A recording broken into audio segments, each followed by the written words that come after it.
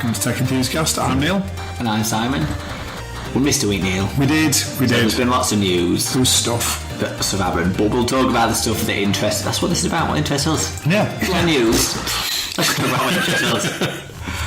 It was the OnePlus 5 launch. Yes. Okay, I was excited. I knew that there was a live event. But I forgot there was a live event. Oh, man. But I just so happened to be browsing around the tech blogs and I saw some headphones had just gone on Kickstarter. Oh, yeah. Now, we both know I love headphones. Yeah. And I love to hate Kickstarter. So, of course, I'm going to back it. Of course you are. I jump on. First time I ever got the early bird. Nice. How often? Well, you never get the early bird, do you? Ever? No. Never get the early bird. So I bought these headphones. So I'm like, okay. Then I remember the OnePlus 5 launch. Yeah. So caught up on the news and stuff. You know, you could pre-order the phone if you knew the secret word, got the code word, typed it in, added it to the basket, and I was like, oh, I've just spent my money back in on Kickstarter. Can't afford the phone now. And then I kicked myself because I realised, hang on a minute, I backed a product that may never see the light of day. And even if it does, you won't have to pay for it until shortly before you get it. And I could have got the product that's real. Now. It gets better. The product is now about to hit a stretch goal. Right. Which means my headphones will now be champagne gold. Oh, I'm sorry. I'm like, can I pay more for them not to be champagne gold? That's just something you get regardless of whether you want it or not. Well, that is weird. I read the email today and it said backers edition champagne gold. I was like, hang on a minute. So am I going to get to choose that? Because I do not want to be lumped. Yeah, but imagine, Simon, there you are walking through our small town. Okay. And you see somebody else with the same headphones. Well, unless you kind of my point. Unless you've got the champagne gold ones, they're not going to know you've got the backers edition. Well, the champagne gold goodness doesn't end there. Because they have a charging case, our AirPods, champagne gold finishes. Oh, God. That sounds gross. I will now not only be embarrassed to put these headphones in my ears, but also be embarrassed to charge them. So, in the unlikely event that this Kickstarter does see the light of day, I want to use it. Yeah, it's kind of gross. I am hoping, to be honest, all joking aside, that because of the carbon fibre.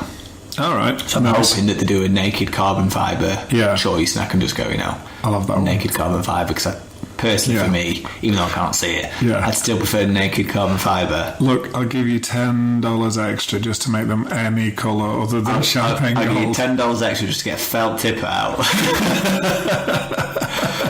But it doesn't end there. Oh, what? No. Right, so I'm in the market for a new keyboard. Okay. So I always am in the market for a new keyboard. Yeah. I actually need a new keyboard because I need a Windows keyboard. So I'm like, right, okay, so I'm going to get a new keyboard. Okay, let's just have a quick look on Amazon. Then Sean sends me a link to a Kickstarter. Oh, no. What was she thinking? About a mechanical keyboard with low-profile switches that uses a special plastic. Dude. I was like, why buy a keyboard that I can have now when I could buy a keyboard that never exists? It costs a lot of money and comes 7 months after I actually need it. Do you know, I kickstarted a wallet in March, and at the time I was like, it comes in December, that's fine. And I'm like,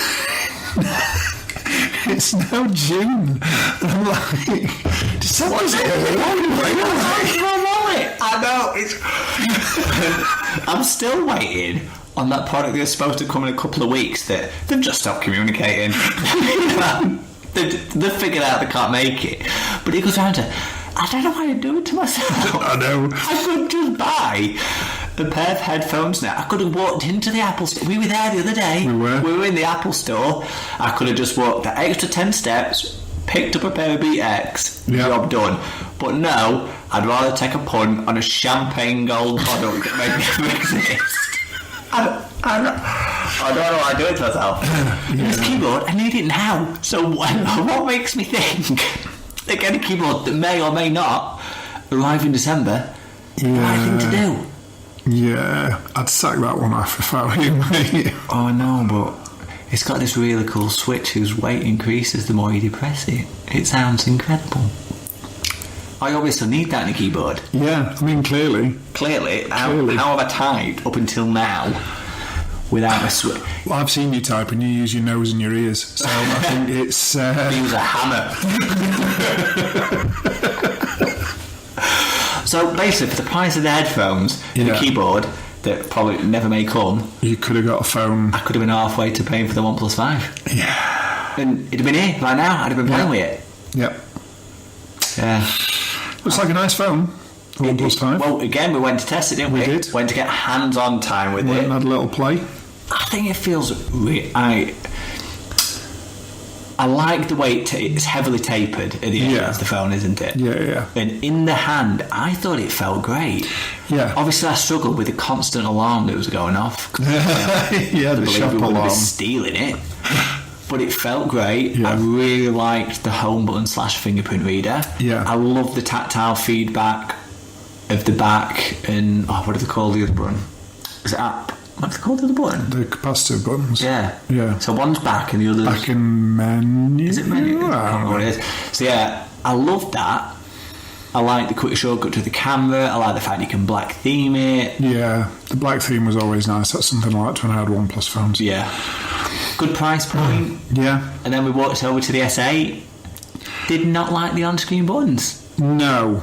But you liked the look of the actual phone. The S8 just looks so nice. It really does.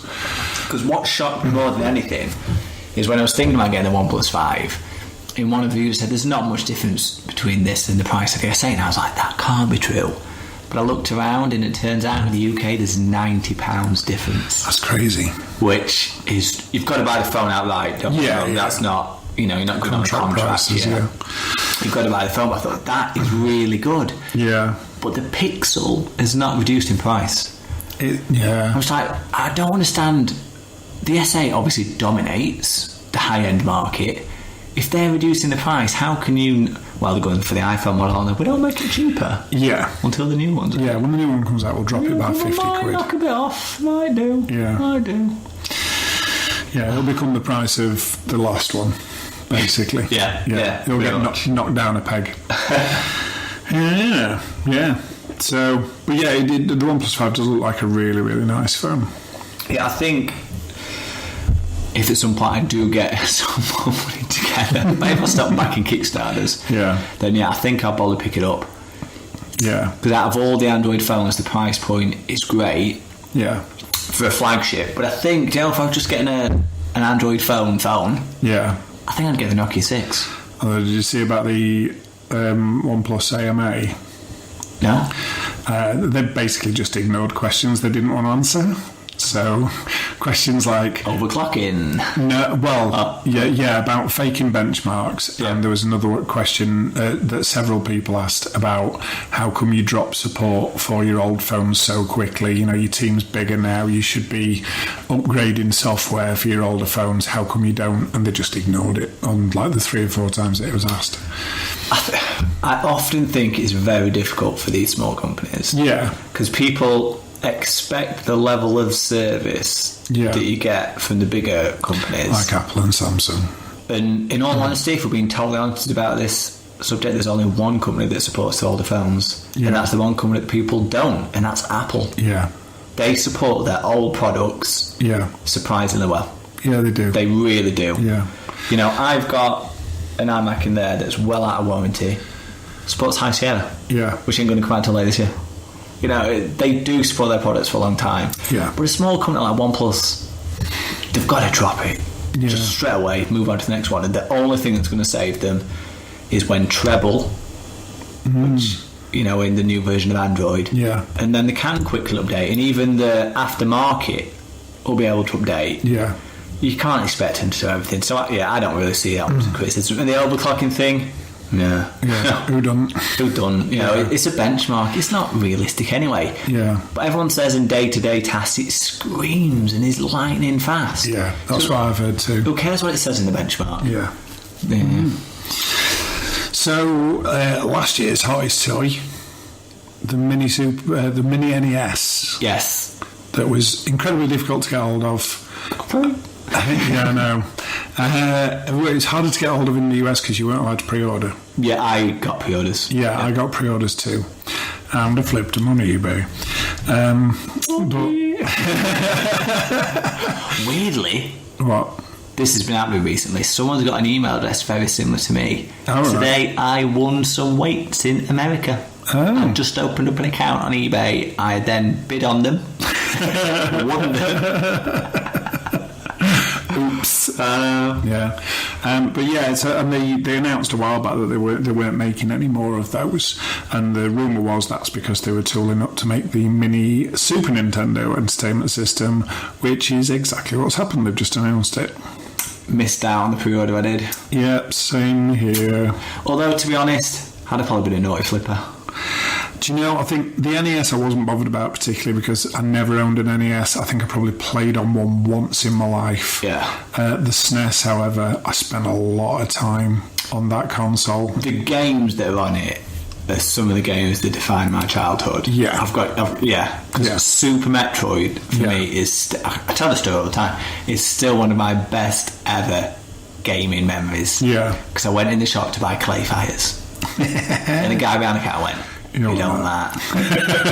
Clay Fighter was a good fun game, in fairness. I know, but Super Metroid versus Clay Fighters. Yeah. Then the reveal at the end of Super Metroid, because I never heard of the game, the reveal was like, oh my god. So yeah, it'd be great to let the kids play that, but Nintendo Switch, I'm sure, will be on the emulator at some point.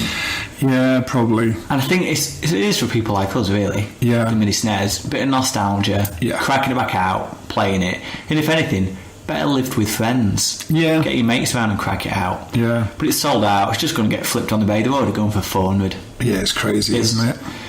And they've already said that they're going to start production end of the year. Yeah, they've said it's going to be the same thing, isn't it? One and done kind of thing. We are at a point in time now where you just can't get hold of the components. No. So all they've done is bulk bought those components because that's the most they could get. That's how many they're making. Yeah. Because if you're using the same RAM chips and stuff in your Switch, which you're struggling to build anyway. Yeah. I'm not saying it is the same ones, 'cause it's not. It's obviously nowhere near because of the Switch. But yeah, it's just component shortages. You just can't make products like you imagine you can. Which brings me to mind, okay, this is crazy. Because iPhone 10th anniversary, yeah? Okay. Like, final quarter last year, they were selling 10 phones a second. What? Yeah. Which is mind-blowing. How long do you think it takes to make an iPhone? Oh, the logical part of my brain is going, I don't know. Per phone. An hour. It's 15 minutes. Jesus. But you're selling 10 a second. Jesus. So how many current production lines do you need to fulfill demand and keep things moving forward? That's bonkers. 10,000. What? Concurrently make 10,000. That's bananas. And it's just... when you think... Because you think selling 10 a second super impressive, which it is, but then when you think, hang on a minute, you've got to create a supply chain... Because making 10,000 at a time is impressive, but think how many components are in each of those 10,000 for it to happen. It's just... lot. And that's why there's no components left for anybody else to make anything. Because Apple just gone, well, everything. Because we use it, don't we? Totally buy it. Yeah. We've got it, it's sorted. So no wonder they can't make little things like this. There's just no components. Going back to the games that are available. I mean, Mario Kart. Loved it. Absolutely amazing game. Best kart racing game ever. Not the best version of Mario Kart, though. No, but it's an absolute classic. Yeah, it set the tone. Yeah, definitely. For me, Donkey Kong's on there, isn't it? Oh, Donkey Kong Country. Yeah. Yeah. Oh. Yeah, I enjoyed that. Yeah, Donkey Kong. Street Fighter 2. Oh, God. Yeah. And have you seen the way there's less games than there was on the NES? There's 30 on the NES. There are only 21 on the SNES, but they're advertising it as 20 plus 1 because one of the games is unlockable. Really? Oh, of course, it's Starwing 2. Starfox 2. Yeah. Yeah. Because that is a previously unreleased game. Yeah. That is crazy. And that's why it's going to be so collectible. Yeah. The only way to get that game is to get that device. Yeah. I mean, there are ways of playing it, but it's the only legal way of playing it. Yeah. Because there were ROMs that did the rounds and stuff. But yeah, Starfox II, previously unrelist game on the mini Nintendo, SNES. at the minute, just seem to know what to do, don't they? They're doing. They really do. They're doing all right for themselves, aren't they? Yeah, for sure. I'm not worried about them. I think they're all right. Yeah, the Switch as well. Yeah. God, have you seen how much they advertise on YouTube?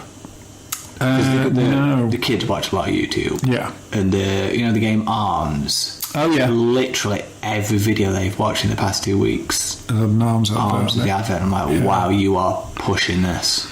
This is some advertising budget. Yeah, but it's nice to see them going for some original IP and not just leaning not leaning on Mario. But yeah, Brr.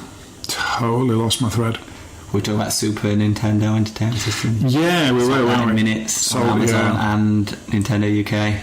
Yeah, Street Fighter. I remember it being announced for the Super Nintendo and just being like, oh my god, I don't have to go to the arcade to play it anymore. I used to play it in the arcade in Arms. It wasn't even an arcade, it was the video rental store. That used to be a thing, didn't it? The video rental stores had... Because we didn't really have arcades in England, did we? Like you do perhaps in America and stuff. Yeah, we had them, but they were mainly slots. They were mainly slots, weren't they? And gambling machines rather than like video arcade. Yeah. But yeah, I did the same thing in Intake. I used to go to the video rental place and play Street Fighter 2 with my mates. Yeah, but it used to be, because I used to visit my grandma's in the summer and it used to be on the corner, I used to go down, let 10p, pop it in, get my ass kicked. And then at the time I had an Amiga and they announced it for the Amiga and I was like, oh my god, and it was dreadful. It was such a bad like a dog. Oh, it was awful. So yeah, phones were a bit all over the place on this one. Qualcomm. Yeah. They need new things now. They're getting sued into the ground, aren't they? They do. And seeing as now no one's going to buy their modem chips. And this is something, I'm sure we're not the only people that have said it, but we've said that this would eventually come. Fingerprint scanners under the glass. Ultrasonic. Yeah. It was going to happen. Yeah. The reason it was going to happen is there's so much money being put into ultrasonic at the minute. Yeah. We've gone from these really simple sensors of years ago to now really highly detailed. Like they can make you feel a physical object, make it feel like there's a physical object in space or something. So that's how good it's crazy, isn't it? Now. It works underwater. That's bananas. So the wet finger problem, no longer an issue. Do you know, that's a real problem for me at the minute. Yeah. So I use the phone for training a lot. Of course. Turbo spoken in the minute. Sweat. Run about all the time. So yeah, I'll come off and because I'm tracking it all on the phone, I'm like, I can't get in. And you're trying to stop it quickly because you're wanting to get, the accurate data, not 15 seconds after the end. Yeah. First world problem, isn't it, really? It is a bit, yeah.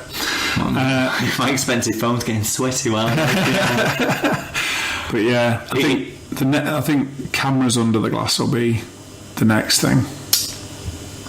Well, I wouldn't imagine that's that far away because didn't they just demonstrate a translucent OLED? Yes. So, because Apple would do this. Yeah. The only bit that would be translucent. Yeah, would be the bit around the camera. Yeah. So then the speaker you can fire through anyway. Yeah. So you could just have So it would just be a screen. Yeah, it'd just be a screen. Full face. No bezels, screen. no nothing, just a screen. So if you get to the point where it's just a screen with wireless charging, you're not going to have any physical buttons or anything. No. It's just going to be a slab. It'll look like a slab of glass. Yeah. Nothing. It's bonkers. And one of the things you see in sci-fi a lot is like phones that are just like they look like a sheet of glass that data appears on. It just feels like we're getting closer and closer to that kind of thing. We are getting very close to that being a possibility. Yeah. The sticky point is still batteries. Yeah. Apparently now they're trying to do batteries with sulphur, which is cheaper, safer and easier. Yeah. So if they can crack that, we might be able to get tiny batteries in these things, but we won't be able to get a truly transparent piece of glass until we've got a way to power it. Yeah. Yeah, that's obviously going to be a massive problem, but I'm sure we'll get there at some point. I mean, we've got automatic opening doors just like they had on Star Trek in the 70s. So escalators. Oh Oh god, yeah, I didn't even think about that. Do you know, I've actually gone on the world's only escalator that's curved. Oh, Curves around. that's bananas. Yeah, it's in... Where is it? It's in one of the casinos in Vegas. Yeah. It's not special, really, you know. Of all the breakthroughs Nintendo, I'm like, turns a corner. Got to see through the phone, mate. Come on. Cool. Okay. Yeah, we've not really got much more on the list. Did you have anything else you wanted to talk about? I could probably rant a bit long, mate. I'll tell you what, iOS 11 All right, yeah. is ever, you know, like to be at the forefront. So you can certainly fancy your phone barely works, aren't you? Yeah. That's what I did. Really nice, actually. Cool. The way accessibility changed is fantastic. Yeah. On Twitter previously, for me, you know, looking through people posting images, no one attached the alt tag. Now, 3-finger tap describes the image. No. Obviously, it isn't like fully detailed. Yeah. But what it is able to do is that's running locally on the phone. So it doesn't need... the next iPhone is absolutely going to have a special machine learning chip in it. Yeah. So the step up will be phenomenal. Bananas. And what's interesting is using it in Facebook, if you go over the image, it gives you Facebook's description, and then you're tapping at Apple's, and they do differ slightly, but it gives you even more context. Of course, yeah, because it's a slightly different description. Yeah. So you're like, that's actually really clever that they're not giving the exact same information. Yeah. So rather than being a downside, it's actually it's quite a real cool. positive. Yeah. And then the other thing they've done is basically call it universal dark mode. Oh, cool. Anything that's white on screen just flicks to black. Awesome. So obviously you've seen my phone before, haven't you? Yeah. Right, so this is the phone inverted still. Camera. So look, the icons aren't inverted anymore, are they? No, they're not. Oh, nice. And that's the phone inverted. Cool. So then when you look at photos, it doesn't invert the photos or anything. Yeah. Some apps it doesn't work with just yet. Because it's always like whenever I've gone to use your phone, it's had inverted colours on. You don't look at the name of the app, do you? You identify the photo, the picture, the icon. Because I'm just pure about location. Yeah. And then and looking at it with inverted colours, it just completely throws you. It really blows Sean's mind as well. So now, when I pass my phone on Sean, it just looks like I've got universal dark mode. Nice. Really nice. It's one of the biggest step forwards in accessibility I've seen in a long time. Yeah. Cool. Super impressive. But of course my phone's a bit shaky now. Little bits here and there don't seem to work very well. Yeah. Well, actually, if we're talking about operating systems, I've been using Wear 2.0 on my watch for a while now. Right. It's more like what you would expect a smartwatch to be like. I mean, still the most useful thing it does is notifications. Yeah. But there's actual ways of interacting without having to get your phone out, whereas before... Oh, do you tell me that you're able to send a text message? Yeah, and there's different ways... That just seems unreal on the screen, that's all. Yeah, well, there's an on-screen keyboard, and I was like, I've got to try this out, because this is not going to work. It actually worked really well. It's not unreal, you just think, shut up now. You know, I'm a big guy, I've got big fat fingers, and it still works really well. You know why that is? Go on. They bought Flexi. Oh, of course, yeah. And then Flexi got shut down. Yeah. And that's why it's so good. Yeah. Because they own the patent on it. But you give them three options. You can either use the on-screen keyboard, you can dictate, and then obviously it does voice to text, or you can send like a voice message. That reminds me, Siri, don't know if it's all in my head. Yeah. Really good now, voice to text on iOS 11. Yeah.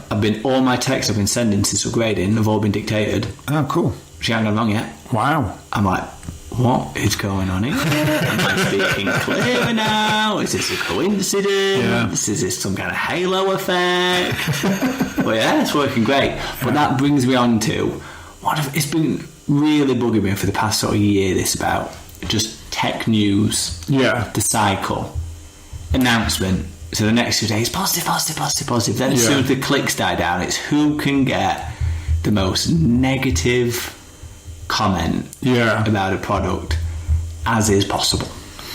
And I think the one that got me was one by the Outline dissing iOS 11 on the iPad, saying that it's useless, it's awful. And basically the main complaint seems to revolve around the fact that there's these new interactions on how to multitask. Like, you got to use one finger to do this, one finger to do that. And saying it makes no sense if you've used a mouse. Yeah. And I'm just thinking, well, that's just it. You're missing the point. Yeah. We're beyond the mouse now. This is for people that have never used a mouse. Yeah. Well, why would they have? Yeah. This is for people who 95% of their time is on a touch-based device. So what seems odd to you does not seem odd to them. It seems to make perfect sense. Yeah. And it just irked me a little that you could diss it so much, but I feel like you're missing the entire point. It isn't designed for people who use mouse and keyboard. No, it's a completely different interface. Totally new paradigm, and it's just like, but it just seems like it's the race to get a negative post up. Yeah. And it's like, what can I find to say is awful? Because it's the same Apple with the OnePlus. Yeah. First it was, oh my god, then it was like, right, okay, who can get the first negative one on it? Yeah. And it just happens with everything. I'm just getting a bit like, it's too much of a trope now. Yeah. You know what's going to happen.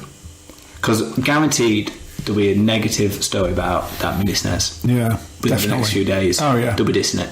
Yeah. There's something wrong with it now. Because it didn't include this game, or it's got 21 games, but how can it not include the 4 games that really matter? Yeah. And it's chasing clicks. Yeah, definitely. I'm just getting a bit, ugh. Yeah. Something tangentially related to technology. Okay. Right. I like it. Okay.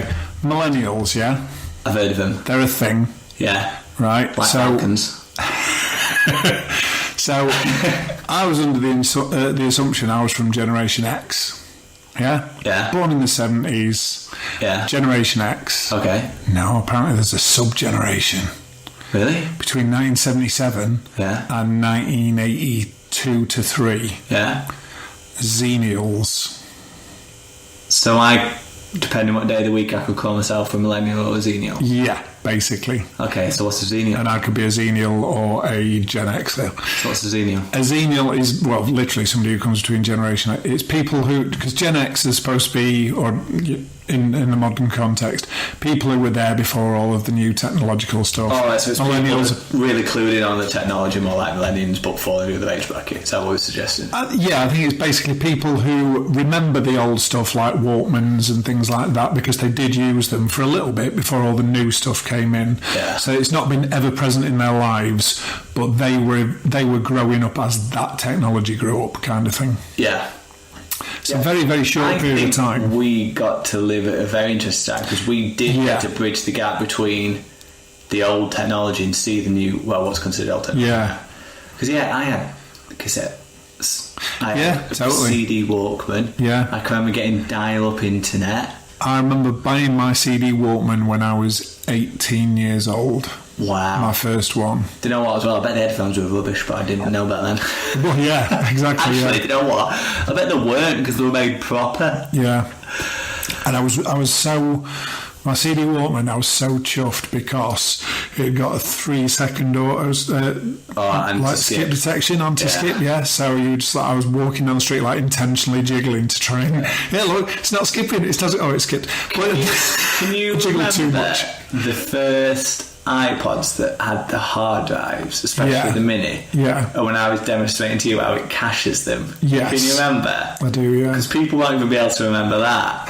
But you used to be able to skip 6 tracks quickly. Yeah. I'm making it up, it could have been 4. Yeah. But then the 7th track you couldn't, because it hadn't cached it. Yeah. And nowadays people are like, what? Yeah. So it lagged on the 7th but not on the 5th. It just doesn't seem real, does it? I remember having a big rant at you about hating iTunes because it says random, but it's not random. It just plays it in a different order to the order that it's on screen. That's not random. It was a calculated random one. It wasn't truly. Yeah. And that used to have... Because Winamp used to have a true... It was a true rant, yeah. But the reason it wasn't on iTunes was because of the iPods. You needed to be able to cache, so you needed to know ahead of time. Exactly. Yeah. But it used to frustrate the hell out of me. Yeah, I don't know now if it's as random as it... I've no idea. I haven't used iTunes in probably a decade. Do you know what? as soon as I started subscribing to streaming music, Yeah. I just deleted on with the music. It's like, can't even be bothered to manage it. I don't care that I'm bored. Delete. Yeah, exactly. So, it's all there anyway. Yeah. I just keep playing it off that. Yeah. Although, saying that, I do still have certain music in FLAC. Yes. It's on my home server, but yeah. Fair dues. God, what other technology would we have probably seen? Wired controllers on consoles. Yeah. Yeah. I remember wired VCR remotes. No, I'm not old. You have a black and white TV, you? Yeah, my first TV of my own when I was a kid was black and white. Oh, I had a portable black and white, I must admit. And it had a dial on it, not buttons. Yeah, I had one with a dial. Yeah. Do you know what? Right, okay. I told that to a kid at work who's in his not even mid-20s yet, and he just looked at me like I was an alien. I had, the one where on the back there was a little dial for each channel that was on the front. Right. So you had to individually tune each channel. Yes. You know what I mean? Yeah. So it's 9 channels on the front, 9 twiddling knobs at the back. Yeah. But the next door neighbour had some weird setup where I think he was doing some kind of internal signal generation for the Sky, so we could tune it in upstairs. So I used to be able to tune in Sky television from my bedroom, and I used to be able to watch Sky, but obviously it was only whatever channel he'd got on. He chose to watch. But that's because you could retune it all the time. Yeah. So I used to have channel like 1, 2, 3, 4, 1, 5 back then. No. 1, 2, 3, 4. Then I used to have my console. Yeah. And then I'd tune in Sky. Yeah, mine just had the single dial, and it was like, I was going to say it's like tuning in a radio, but people won't remember tuning in dial radio either. Can you remember, did you ever have a Mega Drive? No. A Mega Drive used to have an aerial splitter. Yes, I remember that. Can you remember? Yeah, my you used friend to have had to one. manually flick the switch so the signal went to the Mega Drive rather than the TV. Yeah. Can you imagine I do. that now? I know. Now I've got a TV with about 25 different inputs. You just sit there and it reads out what inputs are. HDMI 1, HDMI 2, HDMI 3. The other day I found out the 070 Plex MIDI server has actually got a Plex channel on the TV, so when you flick it through the channel, it's Plex. I'm like, what? I realise we're just having a conversation about how old we are. Hey, we're enthusiastic about technology for a long time. Yeah, definitely. Someone the other day on my Facebook saying it's selling an original PlayStation. They're all going, oh wow, lol, £5. I was thinking, is it the first one? Because the audio chip in that is worth a fortune. Yeah. I was thinking, I don't remember, which one you got? Because I'm not bad. Oh, the good old days. Yeah. They don't make technology like these, Xennial. Which in some respects is a good thing, in others, not so much. I'll tell you what, some technology when we were buying it though was built to last. It really was. Phones. Oh my god, built like tanks. Yeah. Even now, SNES and Mega Drives will still work reasonably well. Oh yeah. You try and get a first generation PlayStation 1 to work. No, you're going to struggle. No way. Yeah. Too many moving parts, too many things used to break. Yeah. All the time. Even the bloody CD ejection button would break. Like, well, I'm going to give him a CD, I know. Yeah. Yeah. On the mini SNES thing, a lot of Americans are like saying trying to get hold of the European one because obviously it was a different design, wasn't it? The controllers. Well, they've announced they're doing the Super Famicom in Japan rather than SNES as well. Yeah. So crazy. Because that'll probably be even more collectible, the Famicom. Yeah. If you can get the NTSC, the PAL, and the Famicom, yeah, definitely. Get $1,000 for that set. If you could, then again, it's going to be that hard to get all three. It's going to be hard to get one by the looks of it, never mind all three. It's going to be really tough, I don't think. No. I'm getting that this year. No, shame. Easy. Do you know what? It'd be easier and cheaper to get a Switch. Yeah, true. Ridiculous. Anyway, I think that's it. I've just got one silly one to close on. I saw a video of a magnetic drill. So which part of the drill is magnetic? Well, it looks like a normal drill. Okay. And then at the end, where the drill bit would normally be, was a cube. Right. And they showed you a block of wood that had got some... You know when you're building a wardrobe and they've got those like weird wrenching screws so that you don't see them. Yes. Well, this was an alternative to that. So the screws were inside the wood, and they showed you them, and they were unscrewed. And then he put the drill put the block over the screws, pulled the trigger on the thing, and then he turned it over, and the screws were tightened. So it was able to turn the screws through the wood. Meaning that you can... And I understand it. Yeah. Just in my head, I'm thinking, what's the used case? Well, yeah, again, it's an... Was this an actual commercial product or some guy? I think it was a tech demo, basically, but yeah. But obviously, so you can hide screws and things, but we've already got ways of doing that. It's been done in flat-pack furniture for a very long time. But I thought it was a really, really cool solution to it. Not necessarily practical, but cool. Well, I read a piece today talking about crazy things, that someone's figured out how to make wood pulp be stronger than Kevlar and carbon fibre. What? Yeah. Bulletproof wood pulp? Its only problem is that if water gets into it, it loses its tensile strength. So what they're saying is all we need to do is coat it. Yeah. Paint it in something that's water resistant or water repellent. Yeah. But wood pulp. That is bananas. That might be the next big material breakthrough. Things just made out of wood pulp that's just obscenely tough. Yeah, when you get your wood pulp iPhone. Hey, you know what? I actually tried to get a wooden case for my iPhone. Yeah. I had a wooden case for the OnePlus X and then I remember. it. I don't know. They're too easy to break. That's the problem with the wooden cases. You can't get a wooden case that can take some damage. I always wonder about how it's going to dissipate heat as well. The heat's not going to go anyway if your heat phone's getting really hot, which they do when you work in them. Yeah, do you know that hot day the other week was like... loads of people screenshotted their iPhones. Yeah, have you ever seen them do that? Absolutely, yeah, I saw it back in 2000 and a long time ago. The only time I ever saw it was Sean was using it for mapping in the car. Yeah. And she was using one of those spiders you can use. Yeah. She'd put it on the heating vent and then turn the heater on. Oh, right. So then it was getting blown by the heater, and obviously when doing mapping anyway.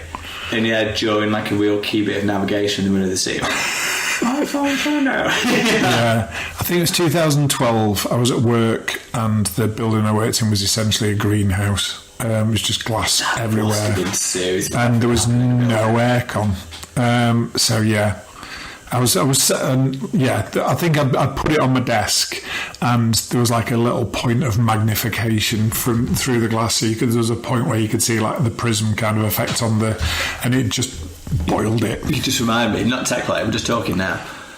Did you hear about that IKEA bowl that sets things on fire? No. They're selling this particular bowl and it's mirror finished. Right. Internally. So some guy apparently put some grapes in it while I was eating in the back garden, and then turned around and it was all on fire. I was like, what? So then there's a YouTube video of this. Right. He got some paper, put it in the bowl. Yeah. The paper's on fire. That's bonkers. What happened is someone's obviously hitting the mirror, and it was just doing it so just it at the put right fire angle. and the bowl just went up in smoke. That's but bonkers. that is a dangerous product. That house just in the middle of the table and the sun comes in. Yeah. That might be getting a recall. I was going to say, definitely got to have a recall. They got to have that on their hands. Moved a bit away from tech there. A little bit. Yeah. But it was sciencey. It was sciencey. Yeah, which is... And tech is all about science, so I'm calling it. We can use that, definitely. Okay. Cool. Solid. All right, well, I think that's definitely it for this week. So if you want to listen to the podcast or find out anything about the podcast in general, techenthusiast.com is the place to go. We are on Facebook, we are on Twitter, and YouTube as well. Like, subscribe, all the other things you do with your socials, and we shall see you next week. Bye. Bye.